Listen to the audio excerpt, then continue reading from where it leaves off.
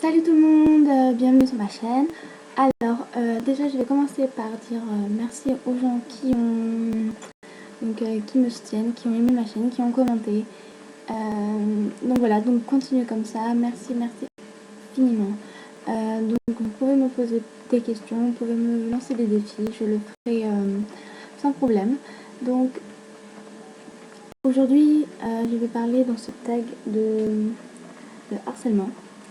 Parce que c'est vraiment quelque chose que beaucoup de jeunes souffrent et qu'on n'en parle pas assez. On n'en parle pas assez. Et donc voilà, donc, moi-même j'ai été victime de harcèlement. Donc moral et physique. Donc je vais vous raconter mon petite histoire. Et à la fin je donnerai des conseils aux filles qui en souffrent vraiment et qui ne savent pas comment s'en sortir. Donc déjà je voudrais dire aux personnes à qui ne se sentent pas concernés de ne pas regarder la vidéo, un petit conseil, parce qu'elle va durer je pense assez longtemps et c'est vraiment quelque chose pour les personnes qui en souffrent et non pour la rigolade. Voilà, ça touche vraiment beaucoup de personnes et on n'en parle vraiment pas assez. Donc voilà, donc en fait je vais vous raconter une petite histoire. Donc c'était le début de la 6e et auparavant j'avais eu plein d'amis qui venaient dans ce collège là car j'avais passé mon CM2 et j'étais pas nouvelle dans la région. Et donc la 6e c'est quand même quelque chose, c'est pas n'importe quoi, c'est la rentrée au collège quand même. Je passe de plus grande à plus petite mais d'un stade au-dessus.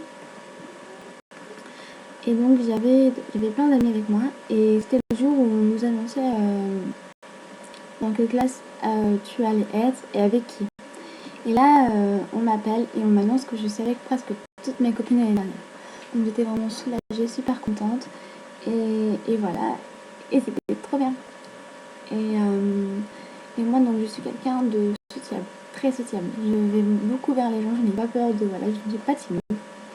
Et je vais beaucoup vers les gens et donc j'ai fait connaissance à peu près avec tout le monde. Et surtout avec une fille dont je ne dirai pas le prénom. Qui vraiment était super gentille au départ. On avait plein de points en commun et donc on s'entendait quand même assez. Donc je l'avais invitée chez moi, elle m'avait invitée chez elle, notamment pour Halloween. On avait fêté nos anniversaires ensemble, enfin bref. Juste à un moment donné, c'était vers le 2e trimestre, je crois, je ne me rappelle plus très bien. Il y avait une de ses meilleures amies qui était très jalouse que je passe plus de temps avec elle. Enfin, que moi je passe plus de temps avec sa meilleure amie qu'elle passe de temps avec elle. Et ça me fait comprendre. Et donc voilà, donc elle commençait à m'insulter, à venir me voir et tout. Donc moi je prends ça très délicatement. Je lui explique bien que je ne suis pas là pour voler sa meilleure amie. Que c'est juste une amie et que j'ai le droit de rester avec elle si elle veut. Puis c'est elle qui venait me voir souvent, donc je sais pas pourquoi je partirais. Et donc ça a commencé comme ça. Et puis après, petit à petit, elle racontait des trucs sur moi. Et donc comme quoi je disais des trucs derrière les gens alors que moi je ne suis pas focus, je suis très très très franche de mentir à toutes mes amies. Peut-être trop des fois, c'est peut-être ça qui me... Voilà. Et donc moi je me laisse pas. Moi je suis quelqu'un de très gentil. Mais quand on m'attaque, ça va pas.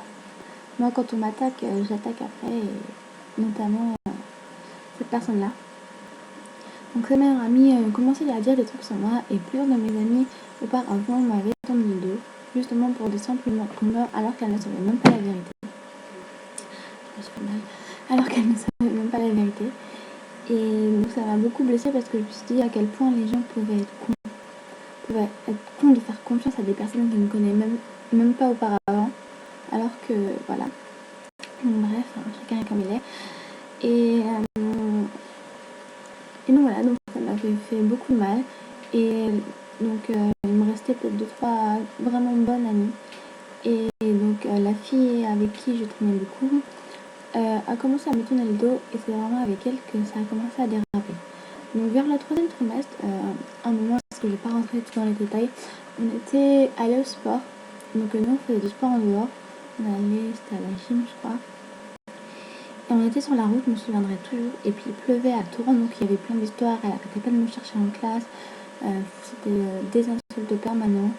Et comme elle m'insultait, etc., donc ça montait dans des propos vraiment blessants. Et à un moment donné, on allait en sport et on était dans la rue et puis il pleuvait beaucoup. Je me souviens, ce jour-là, il pleuvait vraiment énormément.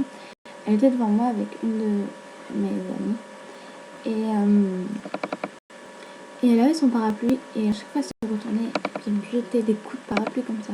Donc moi, ça me fait rien parce que c'était une pauvre fille, donc voilà, elle sait pas quoi faire d'autre pour embêter le monde.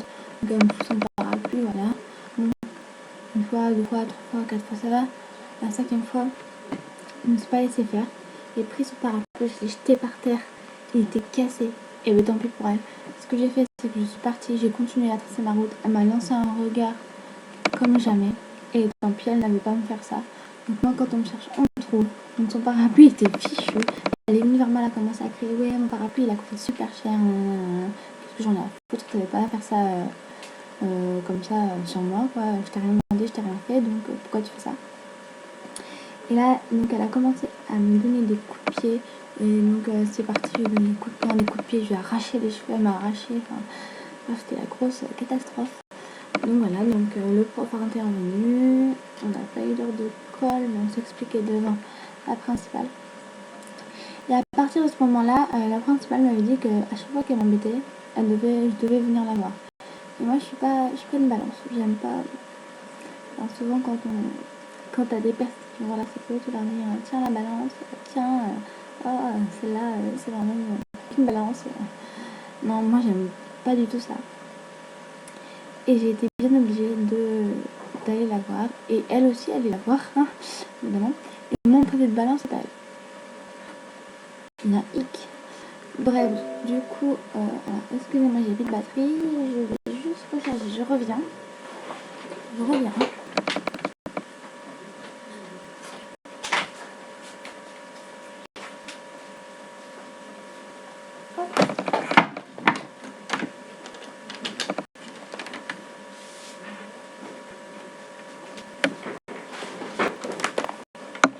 Oh voilà, excusez-moi. Donc je reprends ma vanne, donc j'aime beaucoup ça. Elle allait voir la CP aussi pour rien.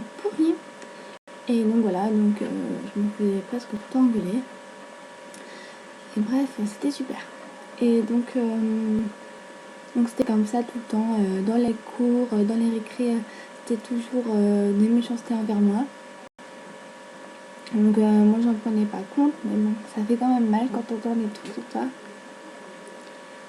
Et un jour, ça a été vraiment la seule, voilà. C'est assez bien d'en parler encore maintenant, mais donc on allait toujours au sport. Et donc on a fait notre séance tranquille, donc sans se parler, sans rien du tout. Et un jour, à la fin du cours de sport, on était dans le vestiaire.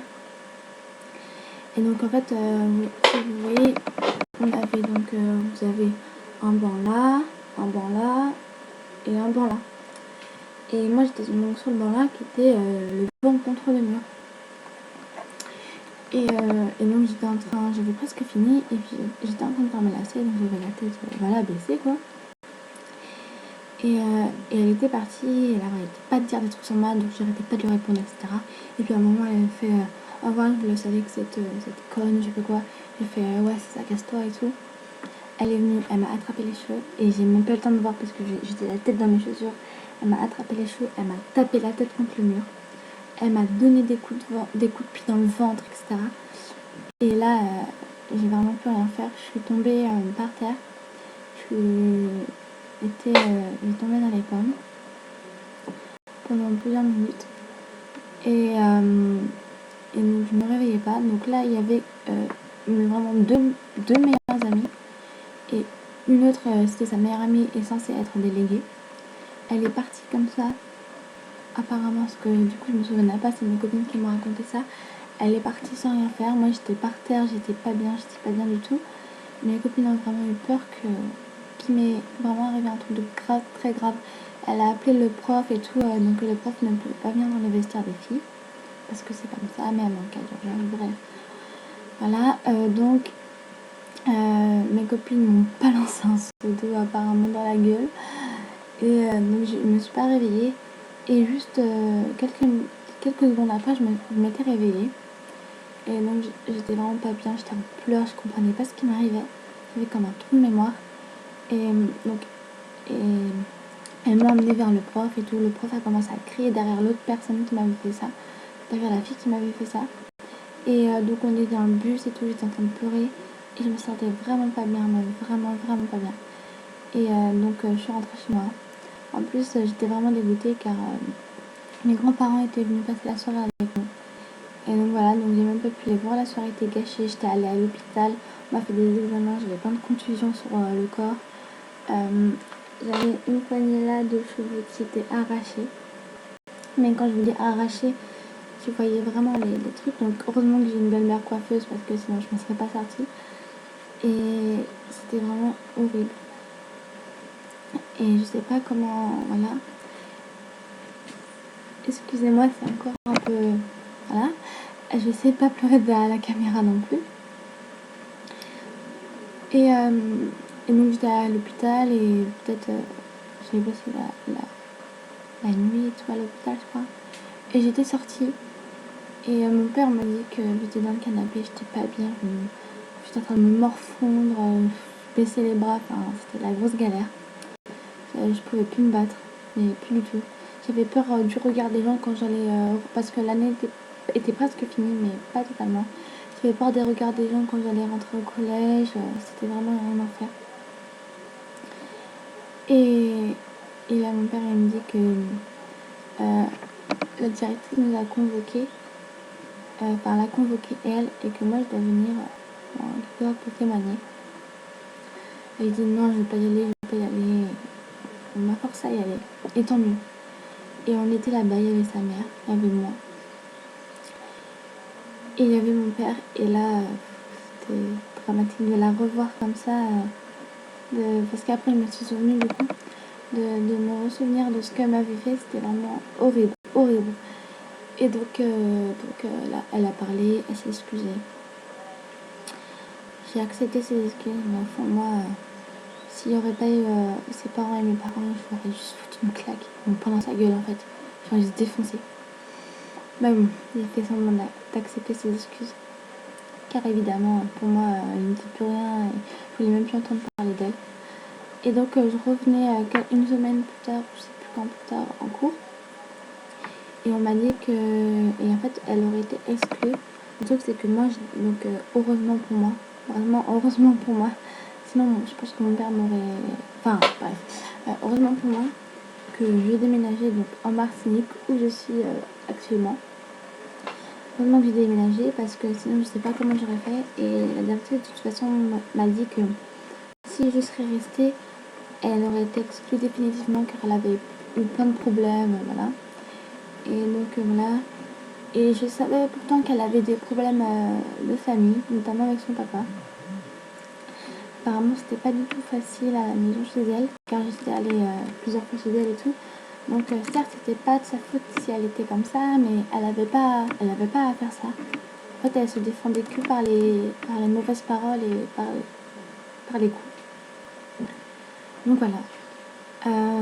Et donc elle a eu son conseil de discipline. Donc pour ceux qui ne savent pas, le conseil de discipline c'est quand vous avez donc les délégués, les deux délégués, les parents d'élèves, les parents je crois, les professeurs, le directeur, la directrice adjointe, enfin, un truc comme ça quoi. Et donc ça ferme beaucoup de portes sur beaucoup de métiers. Et là j'étais vraiment soulagée. Je me suis dit si elle veut faire un métier assez voilà, elle pourra pas le faire. Ça fermera notamment des portes et j'étais assez contente de moi. Et je suis revenue au collège, donc t'avais mes deux vraiment amis qui étaient avec moi, les profs bon, qui étaient avec moi, mais bon ça c'était pas voilà, mais ça fait toujours plaisir. Et voilà, donc je suis partie la tête haute, sans avoir des comptes à rendre à personne. Et donc voilà. Donc ma petite histoire est terminée. Donc j'espère que ça vous a touché. Et aussi je voulais vous dire que moi j'en ai pas parlé à mes parents pas au début. Et mon père j'en ai parlé que vraiment vers la fin quand j'étais rendue à l'hôpital. Je lui ai raconté tout. il était fou furieux. Mais quand je vous dis fou furieux, il se contrôlait, mais il m'a dit que s'il l'aurait vu, il l'aurait chopé, et voilà.